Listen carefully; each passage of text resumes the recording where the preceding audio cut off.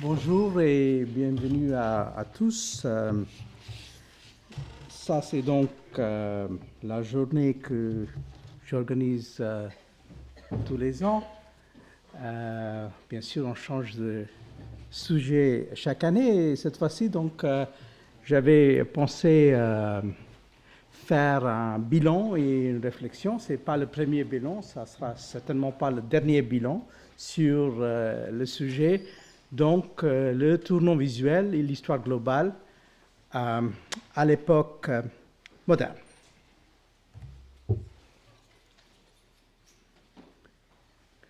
Alors, donc, vous voyez tout de suite, c'est une peinture néerlandaise, ou peut-être pseudo-néerlandaise, de la fin du XVIIe siècle, avec au centre donc le globe centré sur le Pacifique. Il y a ici l'Amérique, il y a aussi le Mexique qui est marqué. Et il y a toute une série d'objets mis ensemble dans un rapport un peu particulier, très, très bien choisi. Il y a bien sûr la référence là, au Vanitas, comme c'est le thème. Il y a le sablier qui va avec, pour montrer le passage de temps. Et il y a cet objet-là qui m'intéresse beaucoup, qui est un texte qui porte donc en effet sur la vie du prophète Mahomet. Donc, vous voyez, c'est un texte en néerlandais centré sur Mahomet. Et le peintre, c'est quelqu'un qui n'a pas attiré beaucoup d'attention jusque-là. À ma connaissance, il n'y a qu'une étude monographique pour l'instant portant sur lui, tandis que, en fait, c'est quelqu'un qui est assez intéressant. Il fait des peintures qui sont toujours plus ou moins dans le même genre de gamme. Par exemple, ça c'est un autre. Vous voyez qu'il se répète beaucoup. Et il s'agit de quelqu'un qui s'appelle Edvard Collier. Et il a écrit Edvard et Collier de plusieurs façons. Il est né à Breda en 1640, puis dans les années 1690, après la Révolution glorieuse, il est allé s'installer à Londres. Il a fini sa vie, donc les derniers 15 ans ou 18 ans de sa vie à Londres, où il a en fait aussi fait des peintures. Je n'ai pas pu trouver des bonnes images, mais en fait qui sont plus ou moins de même genre, sauf qu'il enlève les textes néerlandais et il met des textes anglais à la place. Donc c'était quelqu'un qui avait une vision un peu industrielle des choses, mais toujours les mêmes choses, toujours les globes. Oui, toujours les textes, quelques documents, des documents par exemple ici qui sont censés être une espèce de lettre, un ordre de Guillaume d'Orange, qui apparaît ici et qui a une espèce un clin d'œil, une référence à Breda dans le texte. Alors donc quoi faire avec ce genre de peinture? Alors tout le monde peut tirer l'image dans son sens. Donc, un historien politique ferait quelque chose avec, les historiens de l'art feront autre chose avec. Et d'ailleurs, il s'agit jusque-là d'une seule monographie, comme je vous ai dit, et il s'agit de quelqu'un en fait qui s'intéresse à une question très particulière, qui est le rapport entre musique et image. Et comme la musique est souvent référencée quelque part dans ces images, c'est justement par cet angle que ça a été étudié. Donc vous voyez qu'à partir de ce genre d'image, on peut comprendre déjà qu'il y a des points de rencontre, mais aussi des points de tension dans les rapports entre les disciplines sœurs, comme sont l'histoire et l'histoire de l'art. Mais parfois, vous savez que les sœurs ont aussi tendance à avoir des querelles. Ça peut arriver dans la vie aussi. Et justement, c'est autour de ce genre de choses que je voudrais donc commencer avec une première réflexion générale avant de passer à mon vrai sujet. Donc, vous voyez que le globe est un grand objet du XVIIe siècle, on le sait. Vous voyez que je joue un peu avec vous parce que ça, c'est juste une petite partie et ça, c'est la vraie peinture. Et c'est très à propos. Vous savez qu'il y a l'exposition sur Vermeer ces jours-ci au Louvre. C'est très difficile de trouver une place, mais voilà. Vous savez qu'il est toujours question, ou presque toujours question, quelque part dans ces toiles de Vermeer, des références géographiques. Ça peut prendre cette forme-là, mais ça aussi peut prendre cette forme-là. On connaît cette peinture et on connaît aussi l'usage qu'on a fait de ça. Ça, c'est un livre écrit par quelqu'un qui est certainement une connaissance, probablement un ami à un certain nombre d'entre nous, Timothy Brook, Vermeer's Hat, traduit ici comme le chapeau de Vermeer. En fait, si vous regardez de près cette carte, c'est très décevante. C'est une carte, en fait, dans le détail, il n'y a rien. Et juste là, si vous regardez en haut, c'est une carte qui porte des Pays-Bas et en particulier de Friesland. Donc, en fait, ça n'a pas grand-chose à voir avec le monde, mais l'exercice que Timothy Brook a fait avec, c'est assez typique d'un certain type d'approche d'historien par rapport à des images. Parce qu'en fin de compte, si vous regardez le livre de Brook, qu'est-ce qu'il fait avec l'image? Ce qu'il fait avec l'image, c'est qu'il l'utilise en quelque sorte comme point de départ mnémonique. Ça rappelle un peu un autre exercice dans le temps qui a été fait par un célèbre historien de la Chine, Jonathan Spence, l'idée du palais de mémoire.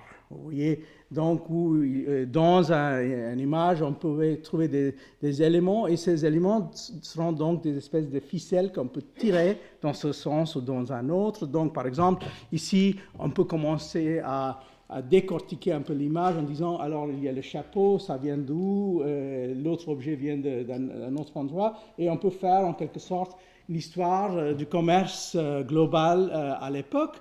Mais c'est tout à fait un autre type d'exercice, par exemple, que n'importe quel exercice fait par un historien de l'art qui ne ferait jamais ce genre d'abordement d'une image. Donc, vous voyez ici déjà qu'avec les images, on peut faire des choses assez différentes, assez contradictoires parfois, et nous, les historiens, nous sommes souvent assez coupables, je le dirais franchement, d'avoir une approche un peu trop simpliste, trop littérale par rapport à ces images. On traite ces images en tant qu'information.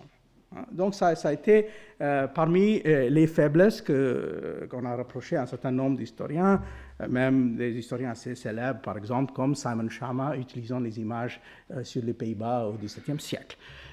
Alors, la réalité, c'est qu'on a fait mieux que ça aussi. Et là, je reviens à un moment qui pour moi est un moment clé, que les années 80 du siècle dernier, où il y a eu une série d'ouvrages. Ici, je ne mentionne que 3, mais j'aurais pu mettre quelques autres aussi que je vais quand même mentionner de nom. Et ces ouvrages ont donc posé une série de questions justement sur le rapport entre historiens et historiens de l'art et comment on faisait pour aborder les images. Donc, j'ai choisi ces 3 livres, le livre de Frances Haskell sur l'historien des images, sur les questions aussi d'image et contexte, puis le livre assez connu, mais aussi assez controversé, il faut le dire, de Carlo Ginzburg sur Piero della Francesca. Et finalement, un livre qui a plus à voir avec le contexte parisien strictement dit, c'est-à-dire le livre de Serge Gruzensky portant sur le Mexique et la colonisation de l'imaginaire, qui est resté pour beaucoup le livre le plus célèbre et le plus important de Gruzensky. Alors donc, ces 3 livres, en fait, derrière ces livres, il y a bien sûr aussi une généalogie plus dense et qui va beaucoup plus loin. On sait que derrière ça, sur fond de scène, il y a les travaux certainement de Michael Baxendale. Il y a derrière Baxendale le personnage de Ernst Gombrich, et puis derrière Gombrich, il y a le personnage d'Abi Warburg, qui sont des références souvent que ceux parmi vous qui ont une certaine connaissance de Ginzburg, qui revient sans cesse dans les réflexions de Ginzburg, Et d'ailleurs, pas seulement par rapport à leurs travaux, mais aussi pour le cadre institutionnel qui est donné, par exemple, par l'Institut Warburg dans son cas précis. Mais c'est aussi très important pour Gruzensky, car, par exemple, Warburg avait travaillé sur l'Amérique, et notamment sur les Indiens du sud-ouest de l'Amérique. Donc, il a aussi utilisé ça. Alors, qu'est-ce qu'on peut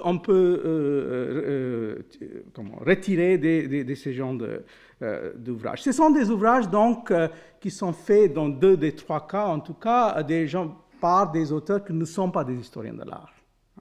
En tant que formation, ils n'ont pas été formés comme historiens de l'art. Gruzensky est formé d'ailleurs comme philologue, il est chartiste. Et Ginsburg a aussi été formé essentiellement pour étudier des textes, et puis par la suite, il est passé aux images. Mais alors, donc, c'était dans ce va-et-vient entre texte et images que le jeu se fait dans ces ouvrages.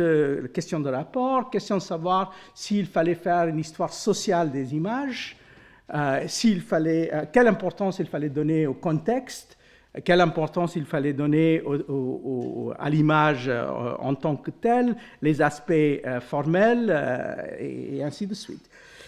Il faut dire que dans les années 80, quand ces ouvrages sont sortis, ils n'ont pas toujours été bien accueillis. Notamment, vous savez peut-être que le livre de Ginsburg a provoqué une forte polémique, et il y a eu une espèce de levée de bouclier de la part d'un certain nombre d'historiens de l'art qui ont vraiment très farouchement critiqué ces livres. Et là, il y avait quand même une espèce d'effet de guilde, pour ainsi dire, pour séparer un peu les approches des gens venus d'horizons différents. Mais en même temps, c'était une conversation qui s'avérait assez fructueuse en fin de compte, et on a donc continué à développer ces approches dans les années à suivre, notamment dans les années 90 et 2000. Alors, bien sûr, si on regarde un certain nombre de ces exercices, on peut se demander pourquoi il fallait attendre les années 80 pour faire ce genre de choses. C'était tellement évident. Par exemple, regardez le type de matériaux que quelqu'un comme Gruzensky aurait utilisé. Ça, c'est un des célèbres codex mexicains du XVIe siècle. C'est le codex florentin, dans ce cas particulier. Et vous voyez que ça peut nous sembler absurde que quelqu'un, en regardant ces objets-là, aurait dit « je saute sur les images et j'arrive que à lire le texte ». Mais quelle absurdité, hein? Mais pourtant, c'était comme ça qu'on a souvent traité ce genre de matériaux, en faisant comme si il y avait soit un partage, une division de travail, c'était l'affaire de quelqu'un d'autre, soit on a fait, par exemple, même des éditions où en prenant un texte dont le manuscrit avait des images, on a produit une édition critique sans images. Ça a aussi été fait par le passé. Mais en fait, en quelque sorte, c'est aussi pour ainsi dire, pour restituer l'intégrité de l'objet même qu'on était en train d'étudier. Et ce n'était pas quelque chose de farfelu, ce n'est pas parce qu'on avait juste envie, pour une raison totalement arbitraire, de mettre ensemble les textes et les images, ou les contextes et les images, c'était parce que c'était très évident et qu'il fallait justement le faire. Alors, donc tout cela, pour moi, ça représente le tournant visuel. Le tournant visuel, pour moi, c'est cette conversation qui a été entamée probablement à la fin des années 70, 80, avec ces gens-là. Je vous ai mentionné, par exemple, Baxendale. On peut rajouter un certain nombre d'autres noms. Pour moi, par exemple, quelqu'un qui m'a beaucoup appris, c'est par exemple quelqu'un comme Svetlana Alpers, travaillant sur les Pays-Bas au XVIIe siècle. Mais il faut aussi dire, et je vous signale ça, que tout le monde n'est pas d'accord pour dire ce que c'est en réalité le tournant visuel. Il y a au moins deux écoles, pour ainsi dire, deux types de façons d'aborder la question. Ça, c'est l'autre, hein, disons. Et je vais juste mentionner cette autre position parce que je pense que pour la plupart d'entre nous, aujourd'hui, ce n'est pas la position qu'on va suivre, mais ça vaut la peine quand même de souligner l'existence de cette deuxième position. Ça, c'est la position qui, plus ou moins, est associée avec une revue, qui est la revue de Chicago Critical Inquiry. Et notamment, c'est la position qui est prise par celui qui a fondé cette revue, W.G.T. Mitchell, spécialiste de l'histoire de l'art, mais aussi de la littérature anglaise, et qui, lui, en quelque sorte, a voulu s'emparer de cette idée de tournant visuel en disant que ça venait de lui. Mais ça venait de lui dans les années 90. Et qu'est-ce que lui, il entend par tournant visuel? Parfois, il utilise le mot tournant visuel, mais souvent, il utilise le mot pictorial turn, le tournant pictorial. C'est un peu différent. Et en fait, l'approche est totalement différente. Parce que là, il ne s'agit pas de cette espèce de tendance qu'on a déjà vue dans les années 80, où il fallait réfléchir sur la médiation, sur le rapport entre texte et image, ou entre image et contexte de production, ou image et contexte social. En fait, là, c'est une proposition beaucoup plus radicale, et c'est une proposition, à mon avis, beaucoup plus... moins facile à défendre, au moins de mon point de vue. Ça, c'est en fait quelque chose qui a à voir avec souvent ce qu'on appelle Thing Theory. La première fois que j'ai entendu Thing Theory, je pensais que la personne avait un cheveu sur la langue, il voulait dire String Theory. Mais non, c'est Thing Theory. C'est donc chose théorie. Alors, c'est quoi Thing Theory? C'est l'idée qu'on trouve qu'il faut en quelque sorte abolir la distinction entre sujet et objet. Et comment est-ce qu'on fait ça? On abolit la distinction entre sujet et objet en disant qu'il n'y a pas d'objet, il y a des choses. Et des choses ne sont pas des objets. Pourquoi? Parce que ces choses sont remplies aussi de subjectivité. Et donc, par exemple, vous voyez ici le titre, « Qu'est-ce que veulent les images ?» Comme si les images veulent des choses. Ici, on a une application de ça en histoire des sciences, fait par quelqu'un qui est aussi associé avec cette revue Critical Inquiry, l'historien de sciences Lauren Daston, Things that talk, des choses qui parlent. Mais est-ce que les choses parlent ou est-ce que c'est tout simplement une espèce de métaphore qui a été tirée peut-être un peu trop loin? Si vous regardez le contenu de ce livre, il y a toutes sortes de choses, par exemple des musées, des choses assez compliquées comme les musées, mais aussi des choses relativement simples. Et en lisant ce livre du début à la fin, j'avoue que je reste toujours un peu perplexe. Qu'est-ce que ça veut dire des choses qui parlent? Mais alors là, on est dans un cadre où ce tournant visuel nous mène vers quelque chose. Alors, si on est bien parisien, on peut avoir un petit soupçon en regardant ces textes si c'est autre chose qu'une version légèrement anglo-saxonisée des pensées de Bruno Latour. C'est-à-dire cette espèce de tendance où on veut abolir distinction entre objet et sujet et donner à l'objet une vie même assez riche et donc une subjectivité.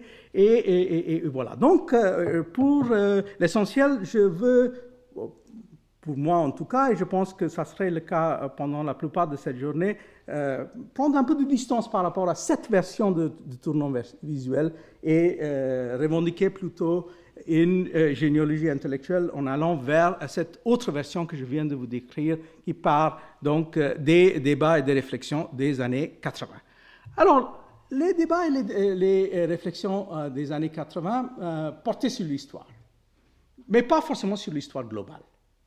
Donc là, il faut quand même un pas de plus pour arriver à faire ce rapport entre tournant visuel et histoire globale. Il y a plusieurs façons de faire, et là, dans le temps qui me reste, je vais prendre une série de matériaux pour aborder ça d'une certaine façon, en prenant un certain nombre d'exemples.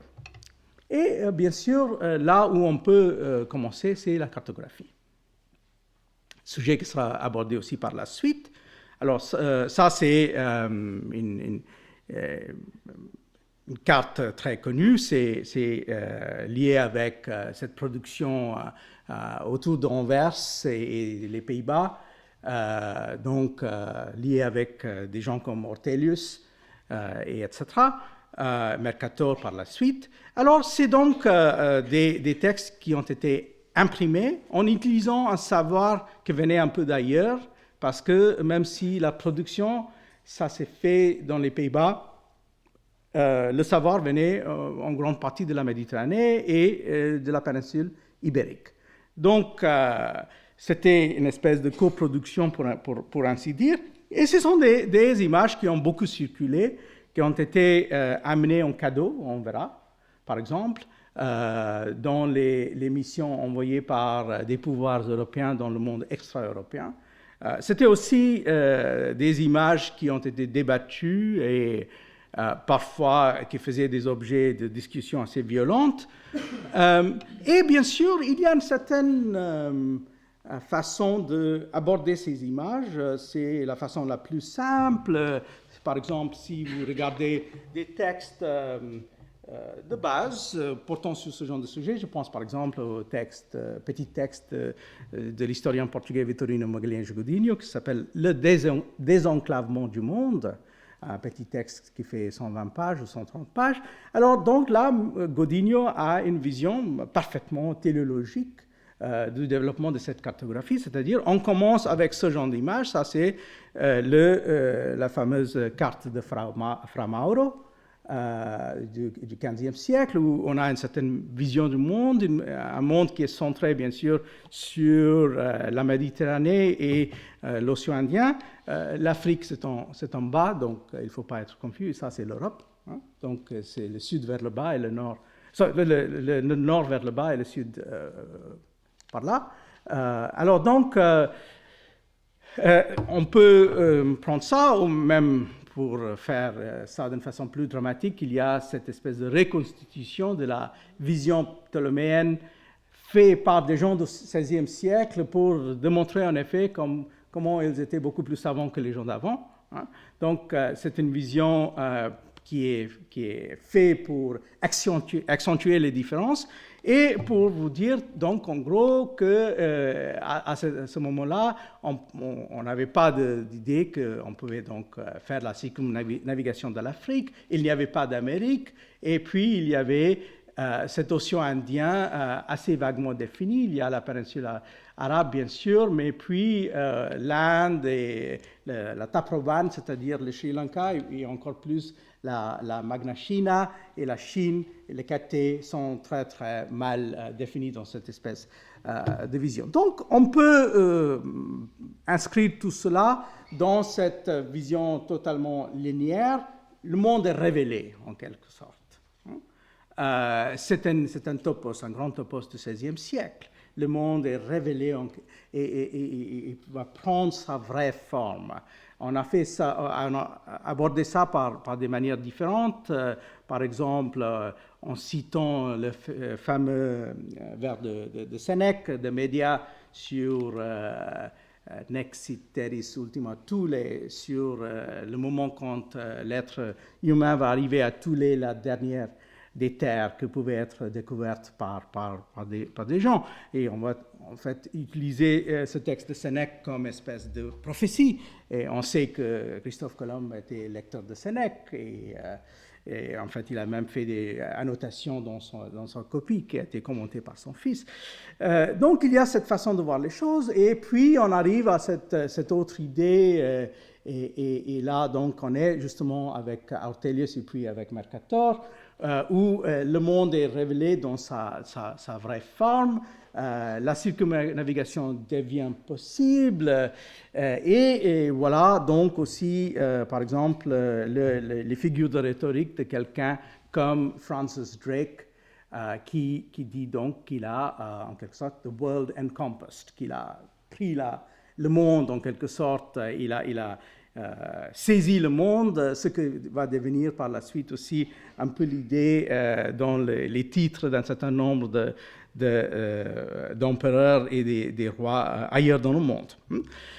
Alors, est-ce que cette vision du monde était acceptée partout? Pas forcément. Au moins, il y a des topos sur la manque d'acceptation. Donc, cette vision du monde devient pas seulement une vision, mais une vision qui est une vision contestée. Et donc, il y a, selon un certain type de narratif du XVIIe siècle, deux sortes de cultures dans le monde, les cultures qui sont capables d'accepter ce monde nouveau et changer dans son visage, et d'autres qui sont incapables de le faire.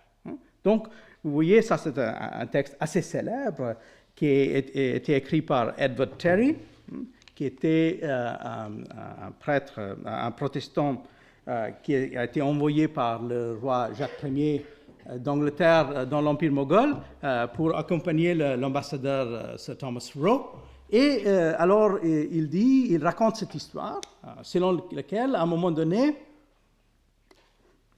on a voulu faire cadeau, précisément, de ce genre de carte à l'empereur moghol Jahangir. Et ce qu'il nous raconte, c'est « The Mughal feeds and feasts himself with this conceit that he is conqueror of the world. And therefore, I conceived that he was troubled upon a time when my lord ambassador, having business with him, and upon those terms there is no coming unto that king empty-handed, without some present or other, of which more afterward, and having at that time nothing left, which he thought fit to give him, presented him with Mercator's great book of cosmography. » Donc il a décidé de donner le livre de Mercator au roi moghol Jahangir. Mercator's great book of cosmography, which the ambassador had brought thither for his own use, telling the Mughal that that book described the 4 parts of the world and all the several countries in them contained. The Mughal at first seemed to be much taken with it, desiring presently to see his own territories, which were immediately shown to him. He asked, where were those countries about them? He was told Tartaria and Persia as the names of the rest which confined with him, and then causing the book to be turned all over and finding no more to fall to his share but what he first saw, and he calling himself the conqueror of the world. C'est donc Jahangir, c'est lui qui a saisi le monde. And having no greater share, it seemed to be a little troubled, yet civilly told the ambassador that neither himself nor any of his people did understand the language in which the book was written, and because so, he further told him that he would not rob him of such a jewel, and therefore returned it unto him. Donc, soi-disant, l'empereur moghol va rejeter cette vision du monde parce qu'il a sa part qui semble trop petite.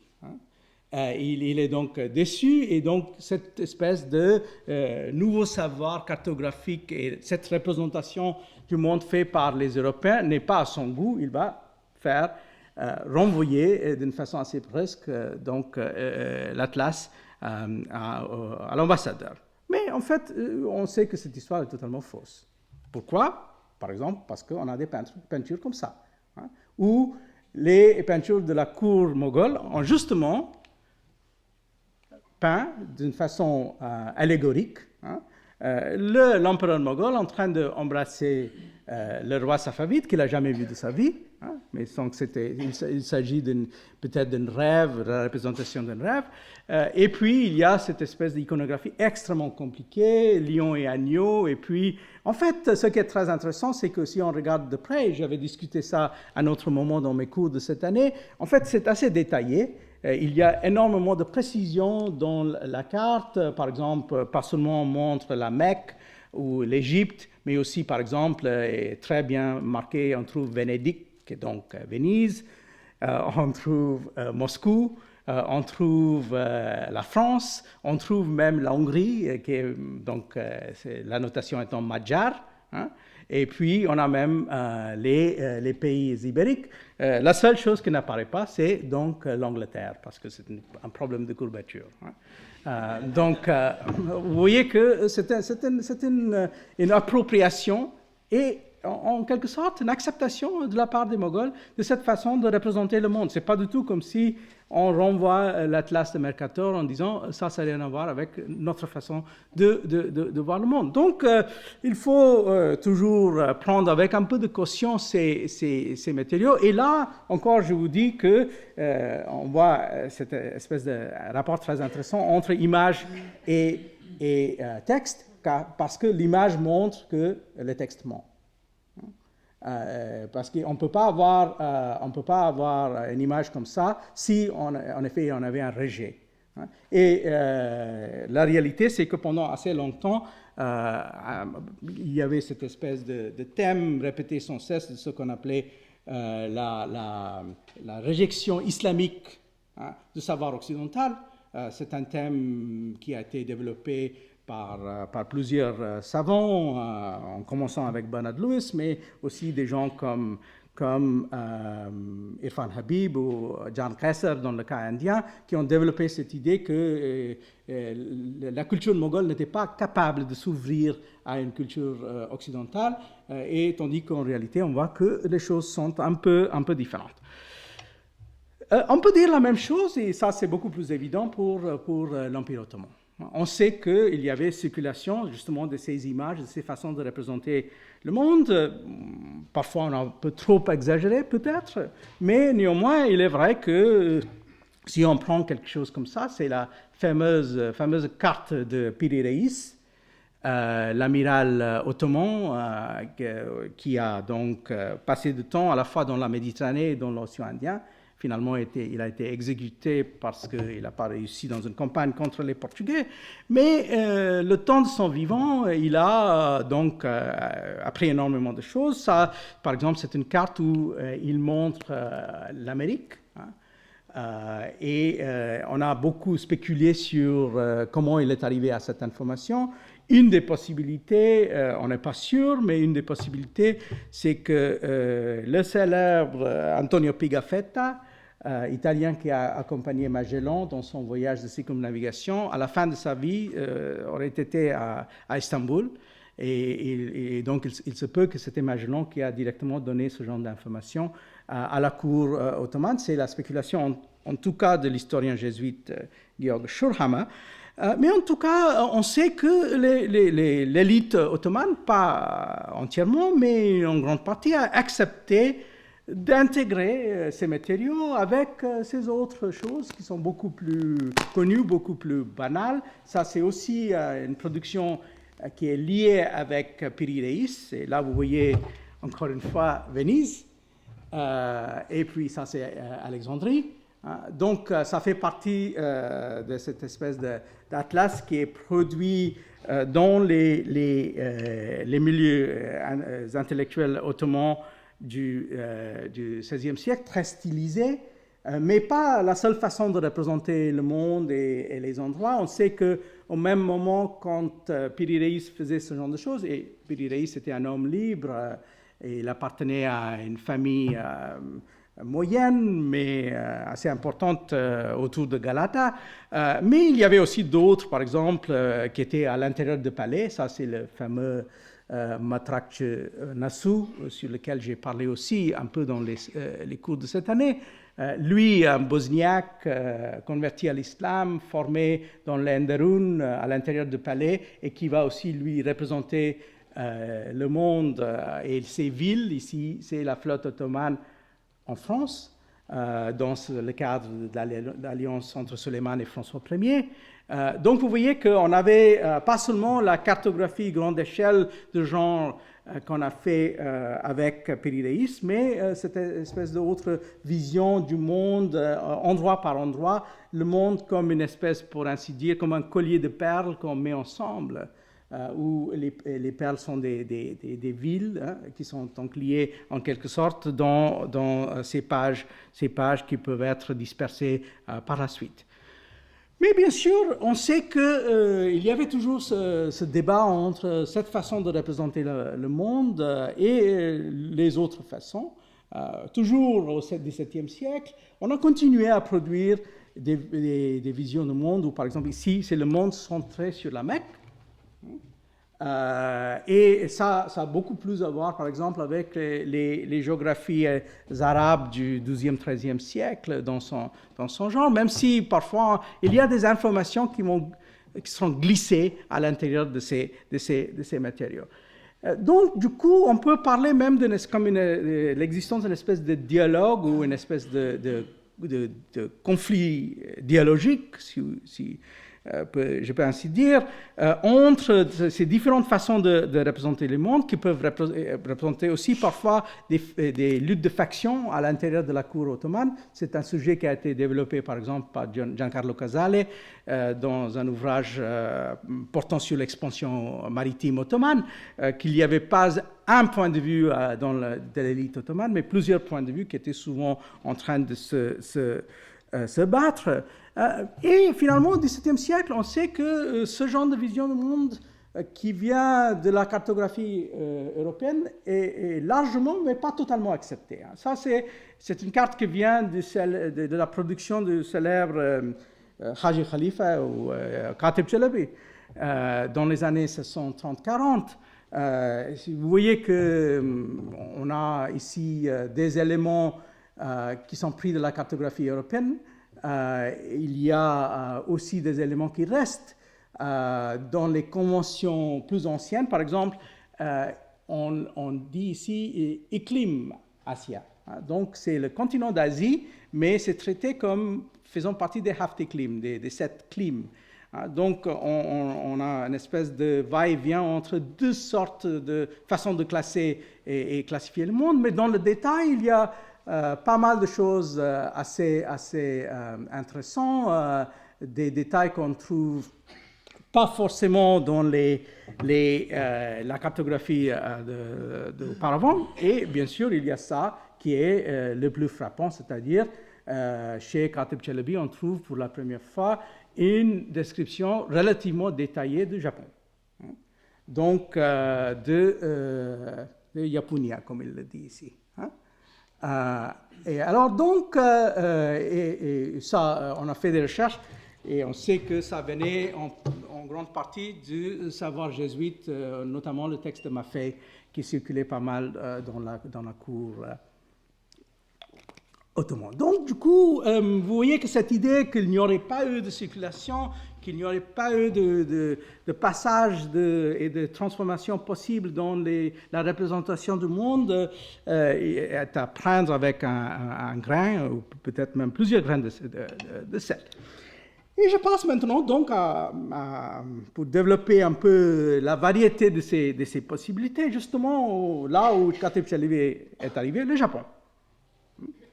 Je fais ça entre autres parce que je me suis pris le soin d'éviter les sujets qui seront traités par les intervenants par la suite. Donc, M. Clunas va parler de la Chine, mais je vais quand même traiter un peu le cas japonais qui reste quand même un cas particulier très intéressant parce que c'est un cas où l'ouverture et la fermeture sont des tendances qui vont jouer ensemble. Les rapports sont très intenses, mais extrêmement compliqués. Et donc, ils vont prendre plusieurs formes, dont des formes visuelles extrêmement frappantes. Ça, c'est les fameux écrans Namban. Il y en a un certain nombre dispersés dans le monde, au Portugal, à San Francisco, dans le Rijksmuseum et ainsi de suite. Et bien sûr, un des intérêts, c'est qu'ils représentent aussi, c'est les Occidentaux vus par les Japonais. Les Occidentaux vus par les Japonais en train de débarquer ici d'un de leurs bateaux. On peut imaginer que ça, c'est le port de Nagasaki. Et ces Japonais, donc, représentaient les Occidentaux d'une façon assez particulière. On peut dire que c'est la grande tradition caricaturale japonaise, qui est une tradition médiévale assez forte qu'on connaît. Et donc, vous voyez, ces nez hautement exagérés, les chiens qui ont manifestement fasciné les Japonais. Il y a aussi la question des esclaves africains.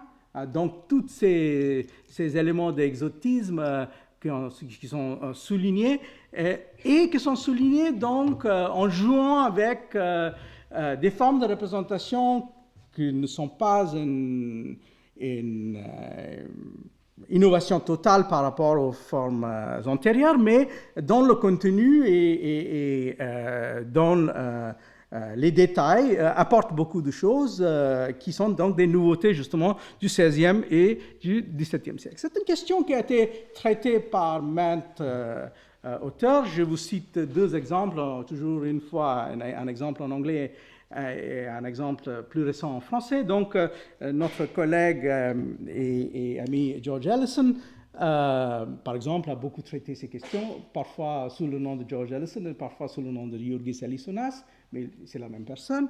Par exemple, dans ce livre-là, un ouvrage collectif, il traite justement ces transformations dans la deuxième moitié du XVIe siècle au Japon, ce qu'on appelle, parmi les historiens de l'art, l'époque Azuchi Momoyama, où il y a eu donc toute une transformation dans les représentations de la société, la cour de Nobunaga et de Hideyoshi présentée dans toute sa splendeur, une espèce de vision réaliste, tout en gardant des traits assez particuliers. Et ça, c'est la question donc par la suite qui a été abordée par d'autres auteurs. Et par exemple, ce beau livre de Pierre-François Souiri qui vient de sortir il n'y a pas si longtemps que ça, où il traite cette question en utilisant cette approche qui est de dire c'est une façon d'être moderne sans être occidentale. Et ici, moderne, ça veut dire aussi ouvert à des transformations possibles, mais aussi en quelque sorte perméable. Mais perméable, ça ne veut pas dire que ça devient un monde aplati où tout le monde est comme tout le monde. C'est pas, disons, les Japonais n'ont jamais voulu faire partie de ce monde plat de Thomas Friedman ou d'autres. Donc, vous voyez, ça commence à ce moment, ce XVIe siècle, de contact avec les Occidentaux, qui va donc donner un certain nombre de résultats, mais aussi des résultats donc au niveau de la cartographie japonaise. Et là, donc, je reviens sur ce thème de cartographie. Ça, c'est les cartes du monde, ce qu'on appelle les Bankoku Sozu, qui commence à la fin du XVIe et surtout au XVIIe siècle. Et là, vous voyez que c'est un monde qui est plus ou moins reconnaissable de la cartographie occidentale, sauf que le Japon est au centre. Donc ici vous avez l'Amérique et ici vous avez l'Asie. Mais en fait, un aspect intéressant sur lequel je vais revenir, c'est qu'on va combiner cette cartographie avec une espèce de petite vision ethnographique, où on va aussi représenter les peuples du monde. Et leur différence, bien sûr, puisant encore une fois dans des auto-représentations, dans des textes ou des images qu'on trouve venant d'ailleurs. On a plusieurs exemples de ça. À ma connaissance, ça c'est peut-être un des plus anciens de ce genre de Bankoku Sozu. C'est donc, en fait, si je ne me trompe pas, c'est dans l'Université de Colombie-Britannique, ça. C'est dans la collection de UBC. Là, vous voyez, encore une fois, c'est plus ou moins centré sur le Japon. Et en fait, c'est aussi autour de la ligne de Tordesillas, en quelque sorte. Mais c'est donc aussi accompagné, encore une fois, par ces couples qui représentent les peuples variés du monde. Ça ressemble un peu, mais c'est une ressemblance extrêmement générique au tableau de Castas, par exemple, qu'on peut trouver dans le Mexique plus tard. Mais en fait, c'est quelque chose qui est beaucoup plus répandu. Par exemple, en Chine, au XVIIe siècle, on avait aussi parfois des représentations un peu de ce genre. Les questions de ce genre ont été abordées dans plusieurs ouvrages. Je cite que ce cas précis de Marcia Yonemoto, qui a donc essayé de démontrer comment, en fait, cette espèce de façon de repenser la cartographie faisait partie d'une façon de repenser aussi la cartographie interne du Japon. Et en fait, aussi, ce qui est important, c'est que ça n'a pas cessé avec la soi-disant fermeture de 1640. Donc, cette idée de la fermeture et l'expulsion des Occidentaux et les effets que ça aurait produit. En fait, on sait maintenant que ça a été beaucoup exagéré. L'importance et le niveau de discontinuité a été extrêmement exagéré, tandis qu'on sait qu'on a continué à incorporer de nouveaux éléments, des éléments venant, par exemple, des Néerlandais, mais aussi, et c'est parmi les apports de ce livre, les naufragés russes, venant au Japon au XVIIe, XVIIIe siècle ont aussi apporté beaucoup d'informations qui ont permis une espèce de mise à jour plus ou moins continue de ce savoir. Mais est-ce que ça veut dire, qu'est-ce que est devenu donc la cartographie soi-disant traditionnelle japonaise dans ce cadre? Ça, c'est ce qu'on appelle la cartographie bouddhiste traditionnelle, hein, le Go Tenjikuzu, donc la représentation des 5 Indes, hein, 5 Indes, où donc c'est une espèce de vision centrée sur une vision cosmographique centrée sur le mont Meru, et avec le Japon en fait qui est ici en marge, mais donc c'est l'Inde et la Chine et ainsi de suite qui sont au centre, bien sûr, parce que c'est une vision où le bouddhisme et les origines du bouddhisme sont l'aspect central. Si vous avez vu le film assez discutable, à mon avis, de Scorsese sur Silence de Endo Shusaku, il a beaucoup exagéré, à mon avis, ces deux visions totalement contrastées, une vision bouddhiste du monde et une vision qui était plus ouverte à l'Occident. Hein. Donc, par exemple, si on suit ce genre de raisonnement, on dirait que les bouddhistes ont totalement rejeté tout ce qui était le savoir venu de l'Occident. Tandis qu'en réalité, on sait qu'il y a eu une conversation assez intéressante et il y avait des compromis. Et en fait, on a continué à produire, même pendant tout le XVIIe siècle, pendant le XVIIIe siècle, des textes, entre autres parce que ce qui était, soi-disant, le savoir occidental était aussi devenu le savoir chinois, parce que les influences sur la cartographie chinoise venaient par le biais entre autres, des fameuses cartes de Giulio Aleni et de Matteo Ricci, transformées en savoir chinois, puis importées dans le Japon. Et donc, ce n'était pas du tout le cas qu'il y avait un rejet total, et ce va-et-vient entre ces différentes façons d'aborder, de représenter le monde ont continué. Et d'ailleurs, on continuait justement avec la production de ce genre de cartes, toujours donc en mettant ensemble la représentation du monde et la représentation des peuples du monde. Hein. Là, vous voyez toujours le monde centré sur le Japon, mais avec l'Amérique et le monde afro-asiatique, hein, de ce côté-ci. Donc, tout au long du XVIIIe et même dans la première moitié du XIXe siècle, ce n'est pas comme si ce savoir a disparu, a été rejeté.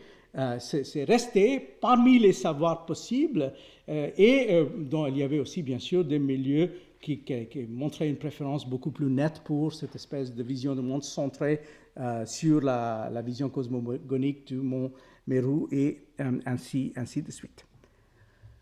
Alors, donc, pour terminer, je reviens sur ce qui aurait été normalement mon point de départ, c'est-à-dire les Portugais. Alors, les Portugais, eux, on sait, étaient responsables pour la production d'un certain savoir au XVIe siècle, et aussi pour la représentation du monde. Ça, c'est une fameuse carte qui a été volée, d'ailleurs.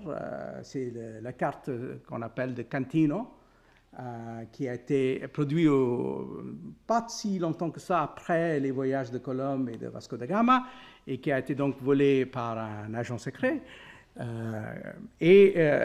Ça, c'est pour une très bonne raison, parce que les Portugais n'ont jamais voulu produire et distribuer leurs cartes. Donc, en fait, ils ont gardé cette information relativement précieusement. De temps à autre, il y avait des fuites. Donc, par exemple, des fuites vers Dieppe. Et l'école de Dieppe a par la suite produit un certain nombre de cartes basées sur le savoir ibérique en grande partie. Et puis, on arrive donc à ces versions imprimées dans les années 70, 80 et ainsi de suite. Les Portugais, en fait, ont aussi produit en nombre assez limité des images au XVIe siècle. Et je vais juste vous laisser avec quelques réflexions sur une collection de ces images qui reste à étudier, mais qui me semble assez intéressant et assez fascinant. Tant qu'on sache, ça vient du XVIe siècle, mais comme les Portugais sont de humeur très changeante, il se peut qu'on va un de ces jours dénoncer ça comme un faux. Mais pour l'instant, on pense que ça vient des années 1560 et ça s'appelle le livre de Lisuarte de Abreu. Lisuarte de Abreu était donc un Portugais en Asie qui est revenu sur un navire qui s'appelait Rainha dans les années, autour des années 1560, et il a donc produit un texte accompagné par des images portant sur les flottes envoyées chaque année par les Portugais. Malheureusement, les images que j'ai ne sont pas très bonnes, mais aussi sur un certain nombre d'incidents survenus à des moments différents. Donc là, c'est autour de Dom Jorge de Sousa. Il y a, par exemple, des représentations des batailles navales entre Portugais et Ottomans. Mais il y a aussi des choses assez curieuses et assez fantaisistes. Par exemple, ça, c'est l'histoire d'un navire qui a été renversé par un énorme poisson. Donc, en fait, et là, c'est une autre histoire qui a à voir avec une autre histoire de naufrage. C'est un curieux mélange, ce texte. Mélange de savoir géographique, de représentation du monde, pas sous forme d'atlas, mais sous forme d'épisodes, d'incidents. Et puis, on trouve pas mal d'éléments aussi de ce qu'on appellerait, si on était dans le monde musulman, on l'appellerait Ajaib al-Gharib. Les merveilles et les monstres et les merveilles, pour ainsi dire. Donc, ce genre de vision du monde n'a jamais été abandonné par les Portugais tout au long du XVIe siècle. Et quand ils représentent le monde, en fait, on revient sans cesse sur cette espèce de vision. Et ça, c'est un texte qui, à mon avis, mérite d'être étudié encore une fois, pas dans une façon isolée, mais par rapport à la production textuelle des Portugais, pas simplement par rapport aux chroniques, mais aussi par rapport à une production textuelle beaucoup plus intéressante et beaucoup plus vaste.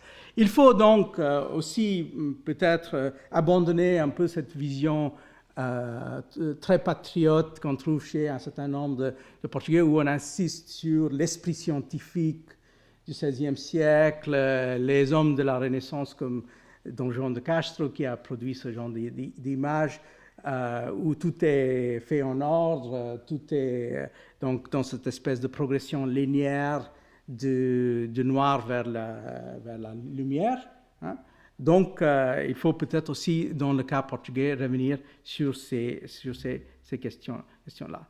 Et bien sûr, on peut étendre ça sur toute une série d'autres sujets. On peut, par exemple, penser justement à ces questions d'histoire de science que j'ai brièvement mentionnées dans le cadre de ce débat sur les choses qui parlent. Ça, c'était une tentative assez particulière de réconcilier, pour ainsi dire, l'histoire des sciences et l'histoire de l'art.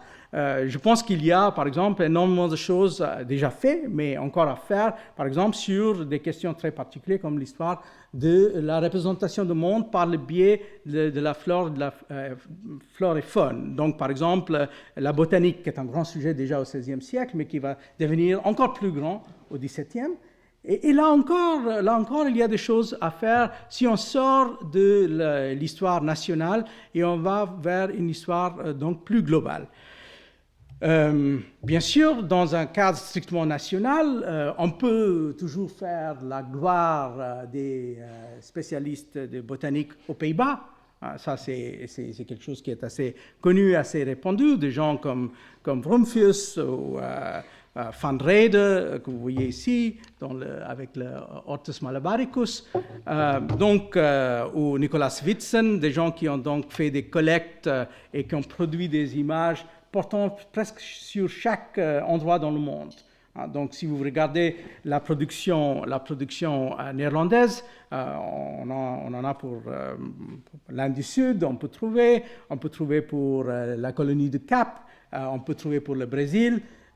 pour l'Amérique, pour le Japon, pour l'Indonésie orientale. Donc, ils ont couvert tout le monde et donc ils ont réussi à produire une espèce de vision assez complète de la botanique et surtout par rapport à la médecine. Donc ça, c'est un sujet, mais faut-il pas aussi penser au fait qu'il y avait derrière cette production néerlandaise d'autres productions ou peut-être d'autres productions en conversation avec cette production? Par exemple, il est connu qu'à la fois la tradition chinoise et la tradition japonaise étaient déjà extrêmement fortes en représentation des plantes, très très fines, et ça ne doit rien à la tradition du XVIIe siècle occidental. Des autres cas sont un peu plus compliqués. Par exemple, si on prend ces deux cas-ci, alors là, vous avez un texte ottoman et une peinture moghole.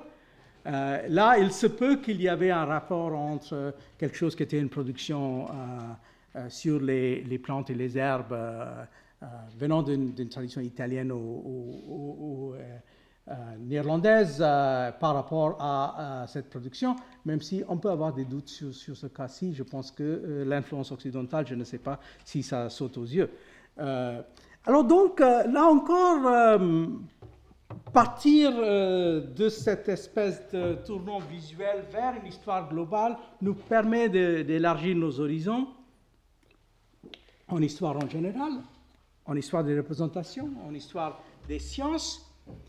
Et voilà, donc pour ma part, je reste assez optimiste pour dire que il y a encore beaucoup de travail à faire. Et je vous dis ça parce que dans les derniers temps, je suis assez inquiet de lire un certain nombre de nécrologies de l'histoire globale. Des gens qui ont décidé que l'histoire globale, c'est déjà morte.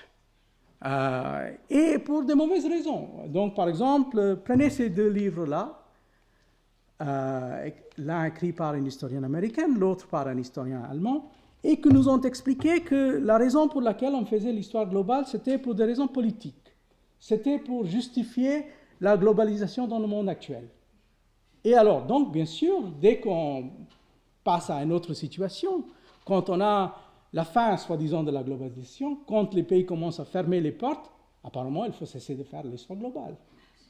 Parce que si on est là que pour être des conseillers des princes, il faut suivre plus ou moins les humeurs des princes. Alors, pour ma part, j'avoue que mon idée, en faisant l'histoire globale, c'était jamais pour aller souffler quelque chose dans les oreilles des gens à l'Élysée, ni donner de l'avis à la Bundeskanzlerin. Donc, c'était, à mon avis, si on faisait l'histoire globale pour les mauvaises raisons, on peut aussi l'abandonner pour les mauvaises raisons. Très bien. Mais par contre, on a aussi d'autres signes, je dirais, d'espoir. Et là, je vais donc terminer avec ce livre qui est sorti il n'y a pas si longtemps que ça, qui est le fruit d'une collaboration entre plusieurs auteurs, dont quelqu'un qui est très connu en histoire de l'art européen, Thomas da Costa Kaufmann, mais avec d'autres collègues ici à Paris aussi, qui ont donc essayé de faire une espèce de bilan autour de la problématique des circulations dans l'histoire globale de l'art. Apparemment, ce n'est pas fait pour être lu par les princes, mais néanmoins, ça démontre que si on pensait, et je pense qu'on pensait déjà dans les années 90, qu'il y avait des vrais problèmes à adresser, des problèmes épistémologiques, et que ces problèmes ne sont toujours pas résolus. Donc, je pense qu'il n'y a pas raison, et c'est assez prématuré, de publier ces nécrologies de l'histoire globale. Donc, je termine avec ces quelques réflexions. Je vais par la suite passer la parole aux intervenants. Je suis extrêmement heureux de les avoir ici. Vous savez que organiser ces journées, c'est un devoir, mais personne n'a dit qu'un devoir ne peut pas aussi être un plaisir. Donc, je suis particulièrement content qu'on a eu la possibilité d'avoir ces éminents représentants de différentes disciplines et de différents aspects de l'histoire et de l'histoire de l'art ici. Alors, donc, je termine là et je vais peut-être demander à au premier intervenant de venir présenter sa communication. Je vais juste dire 2 mots sur lui.